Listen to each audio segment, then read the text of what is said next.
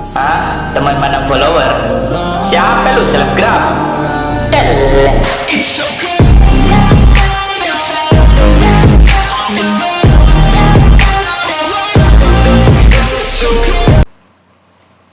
Jadi jenuh. Jadi waktu untungnya pacarku nginep rumah temennya ini kan. Nah, kenapa di hari ke-8 jadi ada cewek namanya, kita inisialin dia Y namanya YL, cewek YL.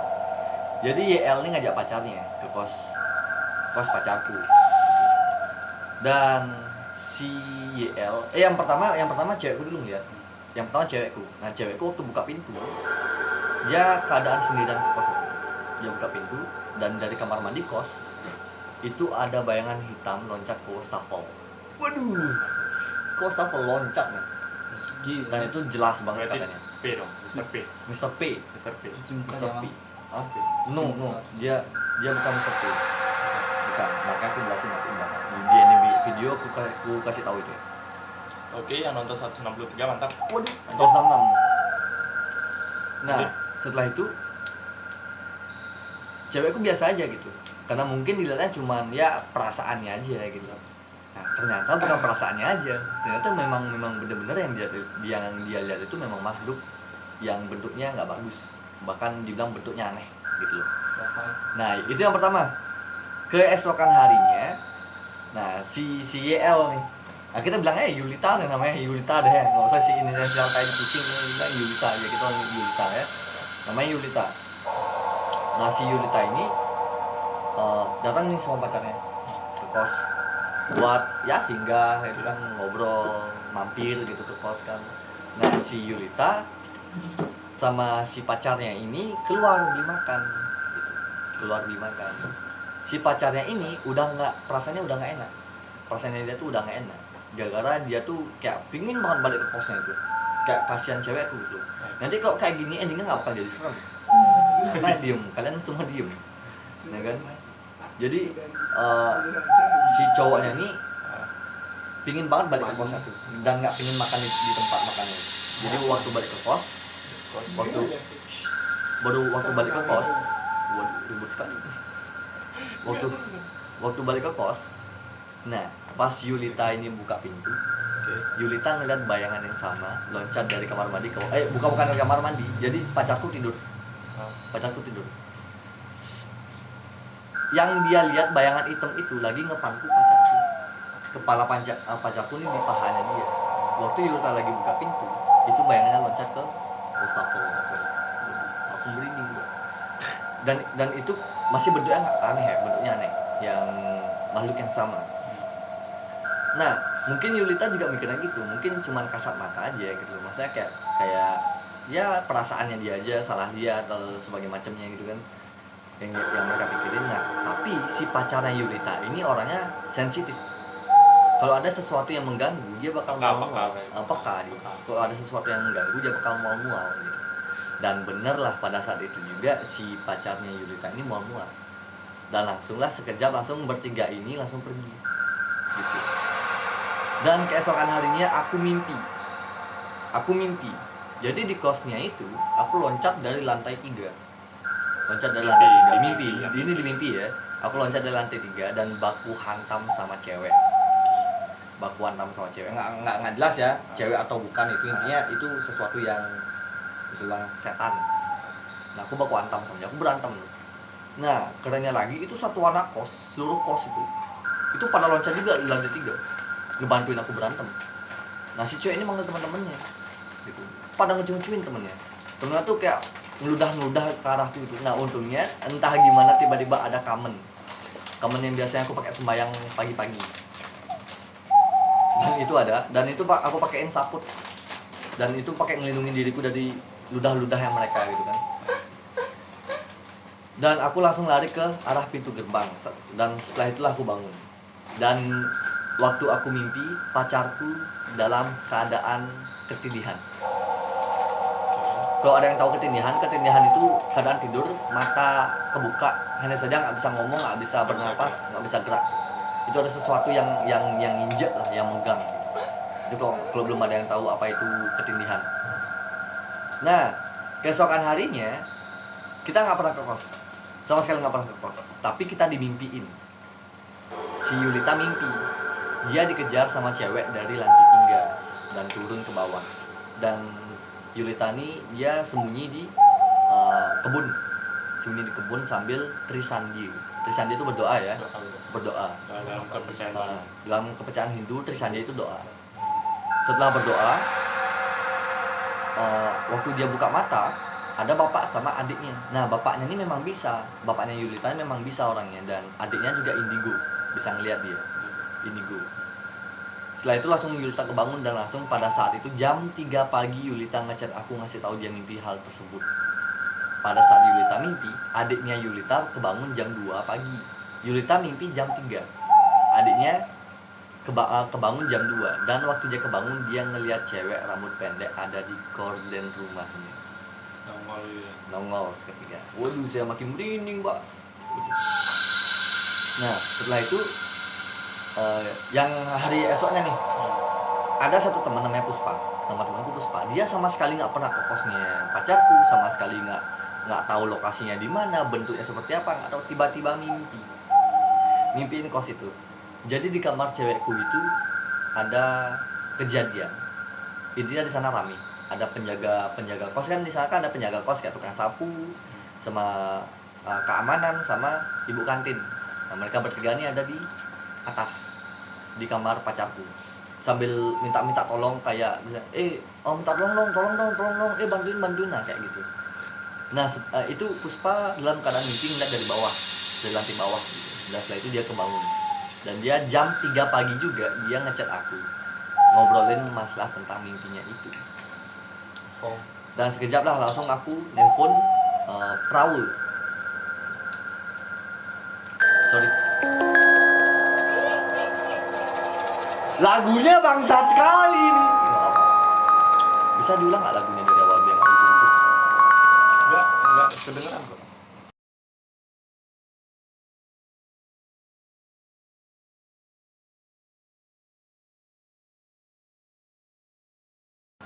Oke, lanjut nih. Lanjut nih. Nah, aku telepon ada temanku yang bisa berkomunikasi sama makhluk dan bisa tahu gimana cara mengatasinya. Pintar lah orangnya gitu. Jadi aku nanya dia dan minta bantuan, hanya saja dia menolak secara halus. Ya mungkin dia nggak mau ikut masalah ini ya. Tapi ya sudah gitu. Dan untungnya aku punya kakak misan yang berinisial AY. Dan dia bersedia buat ngebantu. Jadi dia itu nggak datang ke kos, dia tuh cuma duduk di rumah dan merem. Dia tidak tahu apa yang terjadi gitu. Jadi bisa bilang ya, kalau di Islam ustadz ya, kalau di Hindu dia jurumangku gitu. Dia jurumangku. Jadi kakak misanku ini jurumangku, dan dia ngasih tahu kalau ada terjadi sesuatu hal di kamar tersebut. Yang dia lihat itu ada cewek rambut pendek seperti yang dilihat sama adiknya Yulita itu. Nah, rambutnya pendek segini, hanya saja di pelipis mata kanannya ada sobekan kayak bekas ditusuk ataupun ditoes pakai pisau lah di pelipis kanan sini. Nah, udah pasti itu mati mengenaskan dan nggak wajar matinya. Nah, setelah itu juga dan saat itu juga kakak misanku nyuruh kita hari itu pindah juga. Hari itu harus pindah. Nah, hari itu.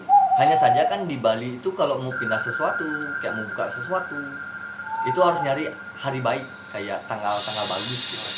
Hanya saja pada hari itu tanggalnya lagi nggak bagus. Jadi besok tanggal bagusnya. Setelah itu besok kita pindah. Nah, ada satu penjaga kos.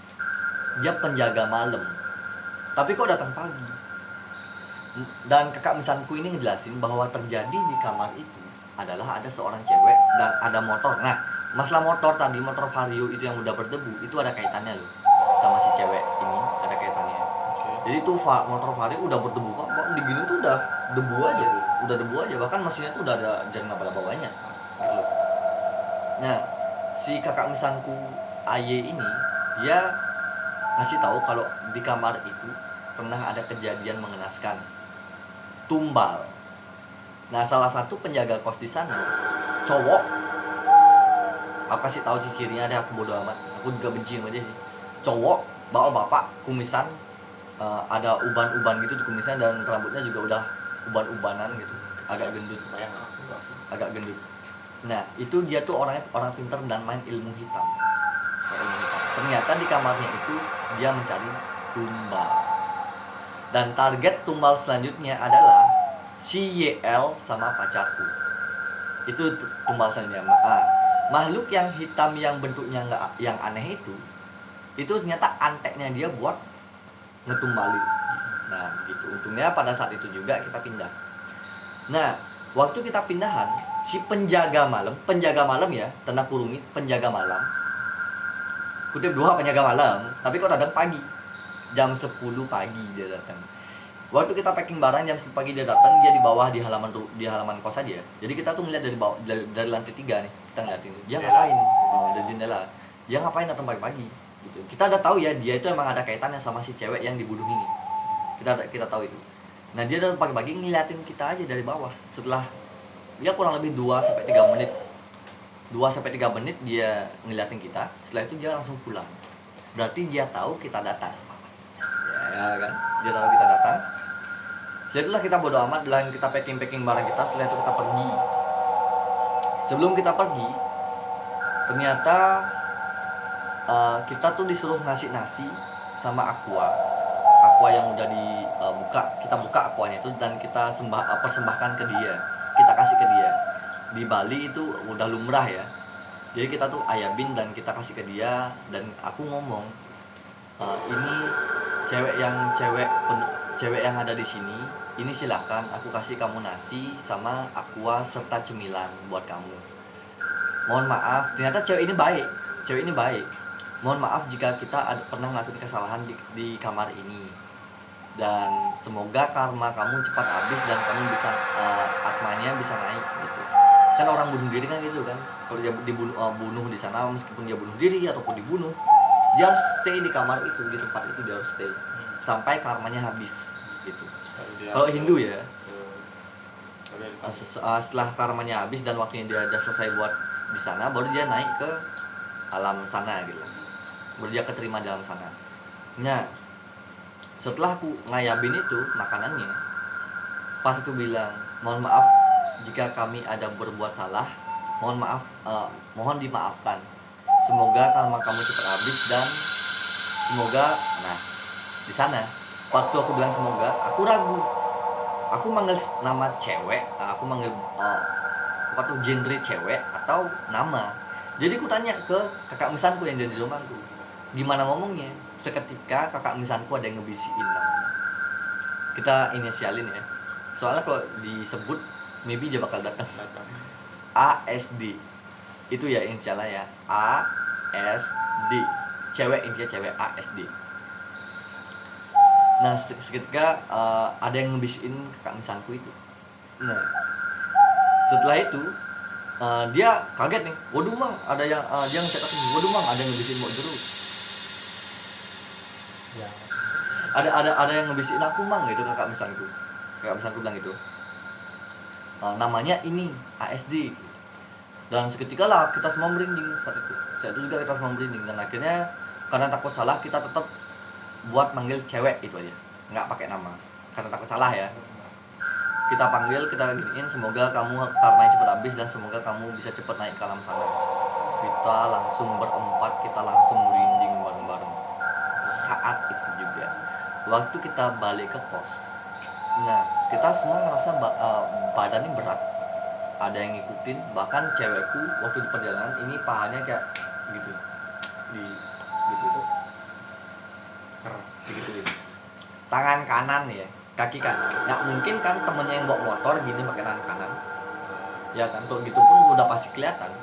Sedangkan dia ngadep ke kanan, ke arah kanan motor gitu, dan ada yang megang paha kanannya. Waduh, itu di depan Mom's Kitchen. Nah, setelah itu kita balik dan aku pun kayak ya biasalah kalau kita datang dari tempat horor, kayak kita buat ngambil tirta, isin kita garam, terus kita ketesin seluruh rumah.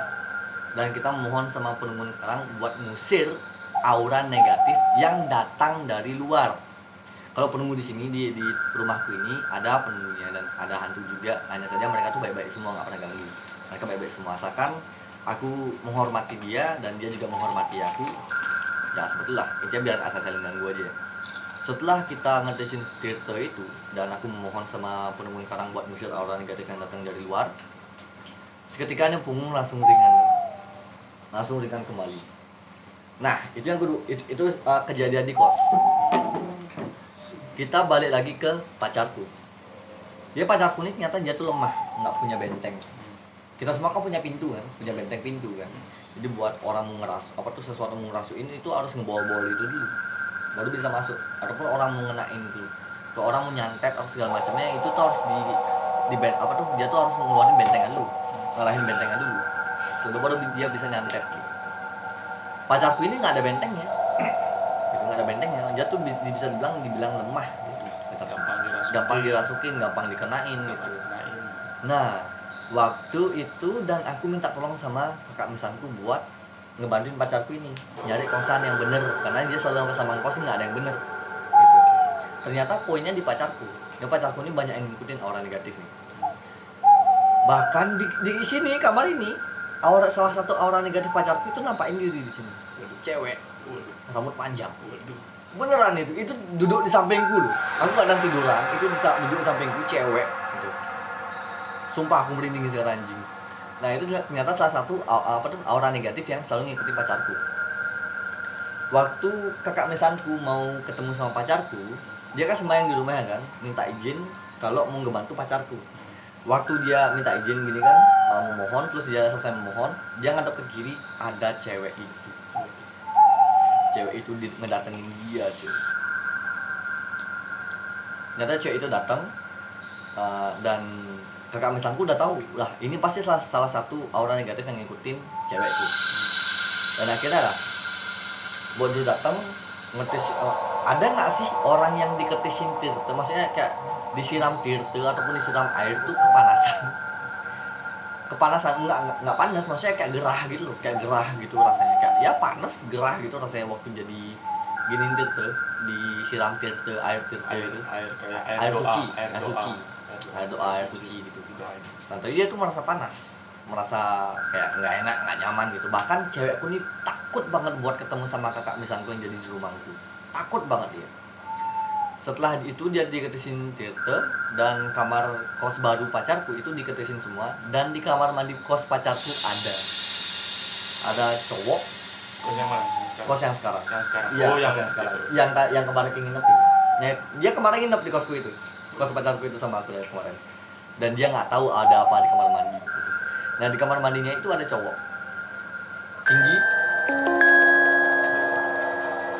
tinggi dan hitam. Nah waktu Mbok Joro ngetisin itu kan, dia ngeliat itu di kamar mandi. Kakak misanku nanya ke dia, ke si yang hitam ini. Jadi Kita ulang lagi dia, Pak. Waduh. Nah, ini. Waduh. aman. Oke. Si kakak misanku berkomunikasi sama si yang hitam itu. Dia berkomunikasi, dia nanya, "Kamu ngapain di sini?" Nggak tahu. Saya juga nggak tahu. Saya nyaman aja di sini, gitu dia bilang. Dan akhirnya Mbok Joro marah. "Kamu ngapain di sini? Mending kamu di luar aja diem, kamu dapat makanan daripada di sini kamu dapat makanan." Nah, di Bali itu identik dengan sesajen ya. Maksudnya kalau di orang Bali nggak manggilnya sesajen, tapi orang Bali itu manggilnya canang. Nah, di luar rumah, pekarangan rumah itu kan biasa ada canang. Itu maksudnya biar kalau ada sesuatu yang negatif, ini makanan silakan buat kamu, asalkan kamu jangan ganggu kita. Ibaratnya gitu, kayak timbal balik lah. Kamu jangan ganggu aku kasih kamu makanan. Seperti itu kalau di Bali ya. Intinya itu nggak ada niat jahat. Di Bali nggak pernah ada niat jahat tentang gituan. Intinya itu semua niat baik. Nah, akhirnya si yang makhluk hitam ini pun dia tuh mau keluar dan stay di luar. Dia mau stay di luar. Dan setelah itu pun kamar pacarku disangkari disangkarin. Masa disangkarin tuh kayak nggak boleh ada yang masuk, nggak bisa ada yang masuk gitu, nggak ada yang bisa masuk sama sekali. Setelah itu kita melukat. Melukat itu adalah pembersihan diri menggunakan air suci seperti air di pantai maupun air di pura. Membersihkan diri. Kayak sumpahnya kamu nakal karena sesuatu yang bukan karena kamu. Kayak sesuatu ada yang ngikutin kamu, yang ngebisin kamu nakal. Nah, melukat itu adalah obatnya buat ngusir mereka semua gitu, dan ngebantu benteng kamu biar makin kuat. Itu melukat. Nah, setelah itu melukat, kita melukat malam-malam dan di pantai malam-malam. Semua kita berempat ya. Kalau malam-malam itu lebih bagus Ya. bagus. Berempat nih, si YL, si Yulita, sama adiknya yang indigo itu, pacarku sama aku. Kita bertiga kedinginan. Aku, Yulita, adiknya. Kita bertiga kedinginan. Pacarku aja kepanasan. Karena melukatnya kepanasan. Nah, dan adiknya si Yulita ini dia tuh ngeliat perahu gede banget dan terbang di pantai itu. Itu purnama. Itu waktu purnama. Itu yang lihat Dia doang. Soalnya kita bukan nggak bisa lihat, cuma adiknya Yulita aja yang bisa lihat indigo soalnya dia. Gue keluar aja lah merinding. Anda merinding, kita yang cerita. Dan setelah itu baru selesai semua, dan sekarang belum ada kejadian sama sekali. Ya kita doain aja biar nggak ada kejadian ke depannya. Intinya satu lagi, itu tentang cewek di sekitaran rumah, masa di gang ini ya. Mohon maaf, aku cuman cerita dan nggak ada maksud apapun. Waduh, lagunya. Kok pas banget ya. Jadi di gang rumahku ada satu tempat Balai Bengong. Balai Bengong itu ada cewek di sana dan cukup jahil. Backsoundnya pas sekali, Bang. Pas sekali itu backsoundnya. Woi, besarin lagunya anjay, Bang. Kaget, woi. Kita juga kaget, maksud. Nah, di gang kalau kalian yang ada di Singaraja, kalian pasti nggak asing yang namanya Banjar Tegal di samping kantor bupati. Nah, di sana ada cewek dan suka jahil. Pacarku waktu keluar nih jam 6:30 pagi ya. Itu motornya dipegang. Nggak bisa digas sama sekali. Ini gas pun udah gaspol nih.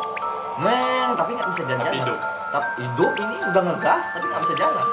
Gitu, padahal nggak ada batu ganjel, nggak ada apa-apa, nggak ada cekungan. Ini tuh jalan mulus dan di gaspol nggak bisa jalan juga. Nah, seketika ada bapak-bapak bawa motor Mini. Aku ngerasa hawa beda. Ngelidingin hawanya. Ya nggak sih, ngelidingin nggak sih? Ya nggak sih, udah rame. Nah, Jadi dia kepanggil gitu kan, merasa ini. Nah, sebelum kita tidur kayak kita harus ngidupin dupa nanti ya, biar aman. Nah, seketika ada bapak-bapak dari belakang. Ada bapak bawa motor Mio dari belakang, nyamperin pacarku dan nendang sedikit sayap belakang. Sedikit ya, cuman di gitu aja. Cuma digini doang sayap motornya. Dan seketika langsung bisa jalan. Mungkin bapak itu tahu ya motornya. Dan di kantor bupati saya mendengar suara ketawa. Kita ngomongin kantor bupati di depan ya. Ini depan ini dekat banget kantor bupati, dekat banget. Di depan ini jalan keluar udah kantor bupati. Udah samping kantor bupati.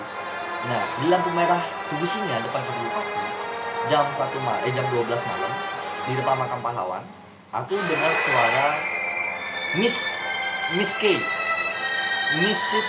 K. Ya, kenapa kamu sebut? Intinya K, ya itu. Suaranya seperti itu, hanya saja lebih keras, lebih jelas. Lebih keras dan lebih jelas. Aku pikir itu prank, karena itu kejadian waktu zaman-zamannya masih prank. Ya kan? Aku pikir itu prank. Aku suka emosi. Aku langsung lari ke ngebut ke rumah Fajar, aku nyari Fajar, langsung aku cari ke lampu merah itu. Malam-malam jam setengah satu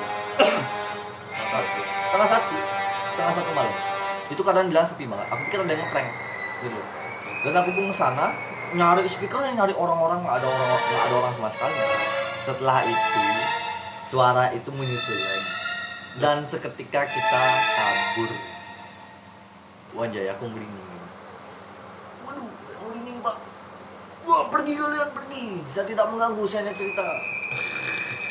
Merasa gitu. Mereka pengen di roasting sama saya. Waduh, saya sesak.